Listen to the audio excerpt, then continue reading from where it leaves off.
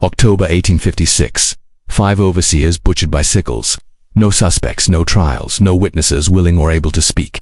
What happened on that Alabama plantation? Was it a slave rebellion, or something older than history rising from the soil? Why do locals still skirt the ground where Hollow Creek once stood? And why does that earth more than a century later refuse to forget? Some call it justice. Others insist the harvest never ended. If you want to follow real histories that slip their chains and expose what hides beneath, subscribe now and turn on notifications so you never miss an investigation. The year was 1856. Along the churning Chattahoochee River in Alabama's southeastern stretch, Hollow Creek Plantation sprawled across fertile cypress groves ringed the fields. Pale fog clung to the earth. Cicadas hissed their metronome through the heat. It ranked among the state's most profitable cotton estates, worked by nearly 200 enslaved men, women, and children. The main house, 2 stories of weathered white brick with green shutters, commanded sightlines over cotton to the horizon. A gaze that also fell upon the rows of shacks where the enslaved tried to sleep between labors. But Hollow Creek's legacy would be carried forward not in ledgers, but in whispers handed down like a private curse. Historians still talk about the archival holes between October and December 1856. The plantation drops out of agricultural logs, tax rolls, even routine correspondence. In the Barber County archives, a single red notation stands beside the entry. Operation suspended. Incident under review. What incident? Few dared commit it to the page. Yet fragments surfaced: family letters, diary shards repeating a rumor. Too awful for folklore and too coherent to be dismissed. The harvest season began as always. Wagons creaked over dry soil. Dust and cotton sap thickened the air. But by mid-October, the quarters fell unnervingly quiet. Sleep went thin. People spoke of chanting at dusk, riding the evening wind like a lament. Overseers beat such talk back, branding it superstition. But the whispers would not die. The head overseer, Enoch Merritt, was famed for precision and cruelty. That year he imposed new quotas and punishments, harsh even by the South's brutal standards. Several enslaved workers disappeared under his watch for petty infractions. One, Josiah, had been thrown into a dry well for 3 days. His sin, meeting a white man's eyes. He was never seen again. In this air metallic with fear, and hit the first scream, tore free. Witnesses later fixed it near the eastern field, just after midnight on October 12th, then another, and another. By dawn, 5 overseers were dead, hacked, and opened by Sickles. Their remains scattered among the furrows, but beyond the property nothing was said. The gates barred travelers, bride money changed hands. Silence calcified. When authorities finally crossed the threshold, the house stood empty, the fields idle, the quarters abandoned. Only blood, tools, and patches of scorched earth remained to argue that something had happened, something nobody meant to carry forward in words. The land, however, had already begun to remember. October 12th began like any other. The horns blast before dawn. Bodies pulled into the rows. White cotton bursting beneath a pale, crushing sky. Whips cracked through humidity.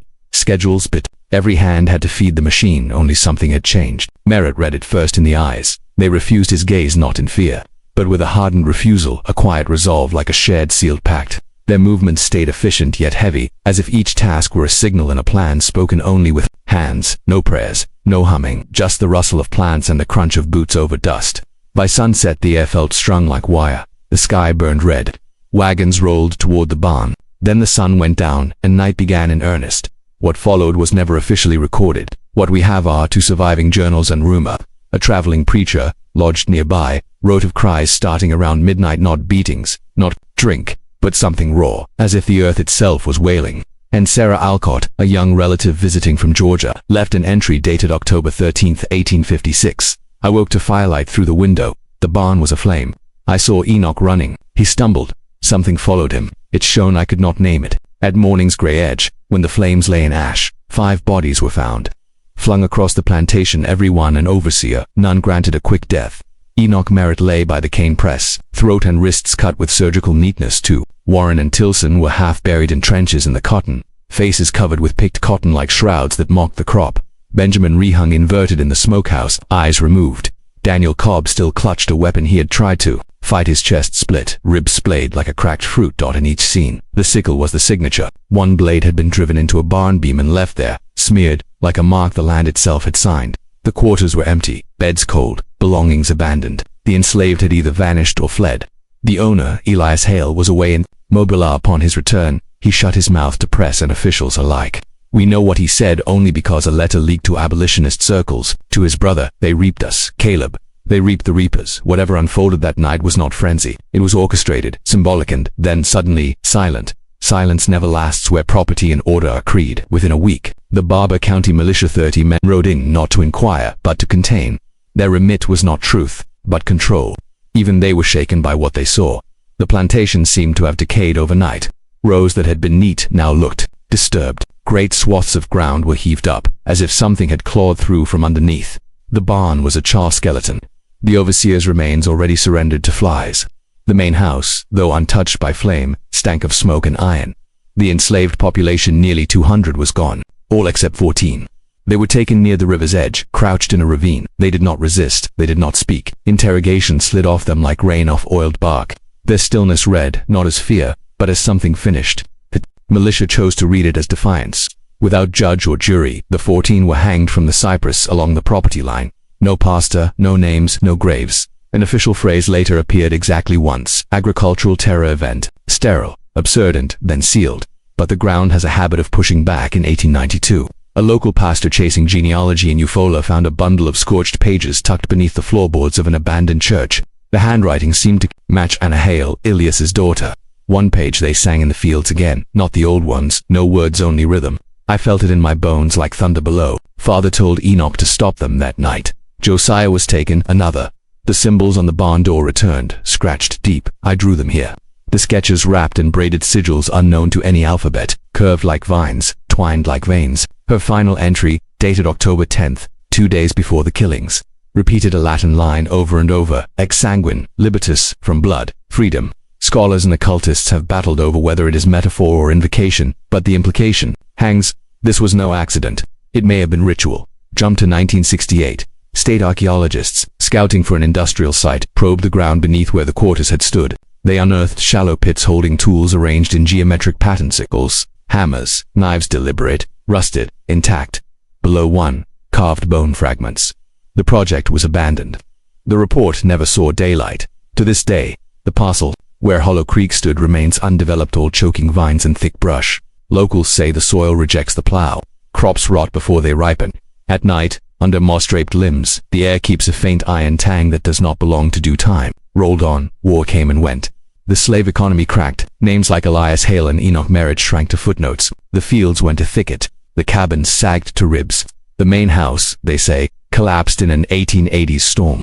Yet the memory of October 12, 1856 did not resolve. It migrated to mouths with no place in the archives. In the 1930s, WPA interviewers, collecting the words of formerly enslaved people, recorded a pattern. Isaac Toiver, then in his 80s, grandmama said there was a place where the cotton bled. Folks went quiet in them fields. Soil heard the crying. One night it answered. You hear the same elements in many tellings. Ancestors rising from the dirt, chanting in forgotten asterisk tongues. Sickles, moving where no hands were. Some say buried drums, others a circle cut into the land. No one names Hollow Creek, not out loud. By mid-century, folklorists arrived and found testimony coherent in structure, buried in detail. Overseers taken by shadows, by fire, by swarms of insects ripping out from a man's own mouth. Always the same spine, though. Retribution, not chaos. A reaping dot. In 1974, Dr. Lyle Winston, an anthropology professor from Auburn University, walked the suspected site with ground-penetrating radar and a small team. They registered subsurface anomalies beneath the clearing where the main house had stood. Voids, odd deposits inconsistent with normal sediment. They dug up char, broken pottery, and a single human tooth embedded in a blackened sickle blade. The blade aimed true north, encircled by 5 stones set as a pentagon. Winston's published article, Geospiritual Residue in Southern Folk Sites, kept conclusions cautious, possibly a place of ritualized mourning or cultural practice, but in private letters later printed after his death, he confessed what he wouldn't put in print. We did not find what was buried. We found what had been sealed in.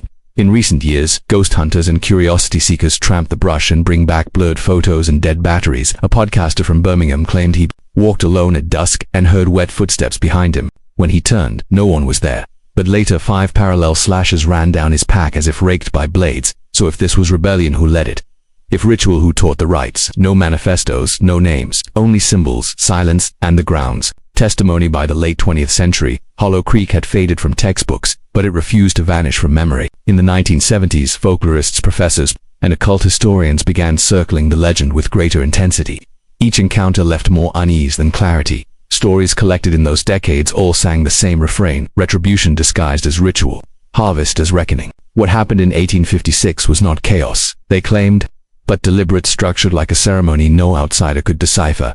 In 1974, Professor Lyle Winston had already admitted in private letters that Hollow Creek felt like a sealed wound rather than a site of simple rebellion. He had written, "Something was buried here, not for preservation but for containment." That unease echoed into the following decades. In 2003, a team of environmental scientists from Auburn University began testing soil across Barber County for legacy pollutants from old agriculture. One of their sample sites was designated only Parcel 17I, the very land where Hollow Creek once sprawled. Their findings were anomalous. The soil showed levels of organic decay far beyond plant decomposition. One technician described it off record as organic saturation consistent with a mass grave. Testing was halted. Higher authorities advised them to drop the site entirely. A year later, a storm uprooted several old trees.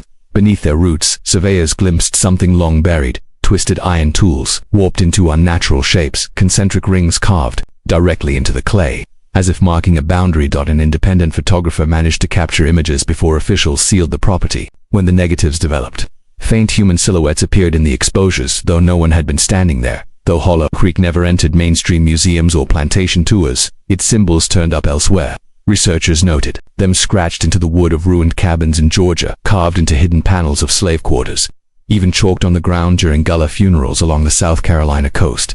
The design loops like vines, veins interlacing into circles, became a signature passed quietly from generation to generation to generation. Some saw it as coded resistance. Others believed it was an invocation, a mark of the dead refusing to fade. Folklorists called the tale "The Night the Earth Woke." Descendants of enslaved families described it less as history, more as warning. In 2021, a documentary filmmaker tried to capture the Hollow Creek legend on screen. Mid-production, the project collapsed. Hard drives corrupted, footage disappeared, interviews evaporated. The director stopped giving statements. Only one still image ever surfaced, an overhead drone shot of the parcel. In it, the foliage seemed to arrange itself into 5 distinct lines, radiating from a central black patch like the fingers of an open hand. The project was shelved indefinitely. If it was Revolt, who organized it with such precision? If ritual, who carried the knowledge across an ocean and generations? No manifestos, no leaders, no written records, only symbols, whispers, wounds in the earth. Today, Hollow Creek Plantation is swallowed by wilderness, but its shadow lingers. County records list the property only as Parcel 17A. Attempts to develop the land fail mysteriously. Engines stall, tools vanish, machinery breaks. Hunters avoid it, farmers skirt it, and those who trespass sometimes come back, changed, haunted, silent, unwilling to describe what they heard beneath the cypress branches. This is not a ghost story. Ghosts imply resolution. What breathes under Hollow Creek is older, hungrier, eternal. Some harvests, it seems, do not end.